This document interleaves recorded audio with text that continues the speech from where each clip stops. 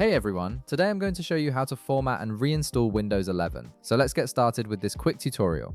First, you'll want to power on your system unit and wait until your Windows 11 computer completely loads up. Make sure everything is fully booted before proceeding, as this ensures the system is ready for the formatting process. Once your PC is ready, navigate to your Windows Start menu located within your taskbar and click on it.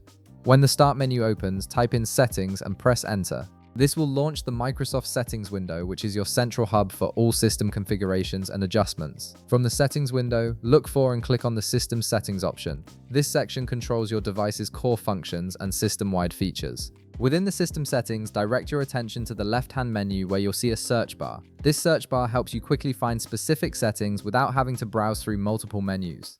In the search bar, type in Recovery Options, and from the results that appear, click on Recovery Options. This is where Windows stores all the tools related to system restoration and reinstallation. Now you'll see an option labeled Reset this PC. This is the feature that formats and reinstalls your Windows 11 operating system, essentially giving you a fresh start. Click on the Get Started button to begin the process. At this point, you'll be presented with two methods for formatting and reinstalling Windows 11. The first option allows you to keep your personal files while reinstalling the system, which is ideal if you want to preserve your documents, photos, and other data. The second option removes everything and gives you a completely clean slate, which is useful if you're experiencing serious issues or preparing the computer for someone else. Simply select the option that best suits your needs based on how you wish to start your formatted Windows 11. Once you've made your selection, the system will begin preparing for the format and reinstall process. You'll need to wait while the formatting and reinstalling process completes. This may take some time depending on your computer's hardware and the amount of data being processed, so be patient and let Windows do its work.